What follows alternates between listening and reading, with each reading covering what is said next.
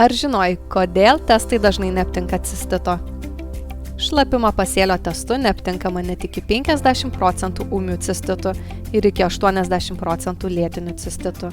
Kad suprastume, kodėl taip yra, pirmiausia išsiaiškinkime, kas yra pasėlio testas. Šlapimo pasėlio testas yra šlapimo tyrimas, kuriuo galima aptikti tam tikras bakterijas šlapime. Paciento šlapimas yra užtepamas ant maistingosios medžiagos, panašios į želė, ir tada toks mėginys yra inkubuojamas kūno temperatūroje 24 valandas. Po 24 valandų patikrinama, ar užaugo bakterijų, kurios yra suskaičiuojamos ir nustatoma jų rūšis. Bakterijų kolonijos atrodo kaip maži burbuliukai. Jeigu mėginyje užauga daugiau nei 100 000 koloniją formuojančių bakterijų vienetų viename mililitre, toks mėginys bus laikomas reikšmingu ir pacientui bus diagnozuojamas cistitas.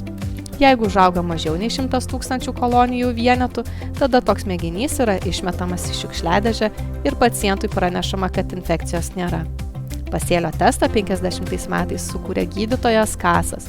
Jis norėjo aptikti inkstų infekciją savo pacientams prieš vežant juos į operacinę, taip sumažinant sepsio tikimybę.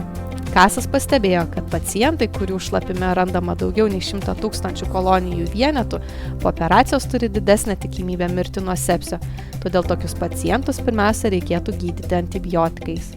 Šis testas buvo labai sėkmingas ir ilgainiui gydytojai pradėjo jį bei Kaso sugalvotą slenkstį naudoti ir kitose srityse, pamirštant šio testo tikrąją paskirtį. Čia ir atsiranda daugybė problemų, kurias ir aptarsime.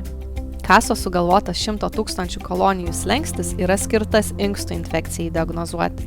Kai infekcija prasideda šlapimo pūslėje ir mes pajuntame pirmuosius simptomus, mūsų pūslėje dar nėra prisidauginę 100 000 vienetų.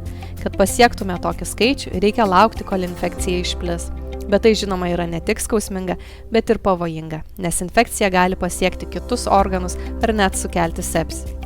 Mokslininkai bei kai kurios gydytojų organizacijos rekomenduoja pamažinti šį slenkstį simptomatiniuose atvejuose iki 1000 ar net 100 kolonijų.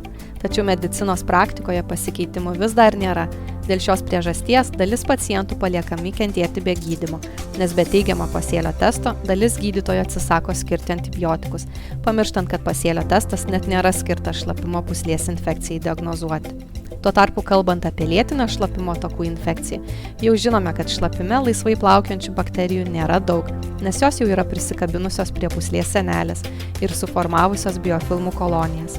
Kai kurios net įsiskverbusios gilyn į sienelę, todėl pasėlio testas tokių infekcijų net negali aptikti.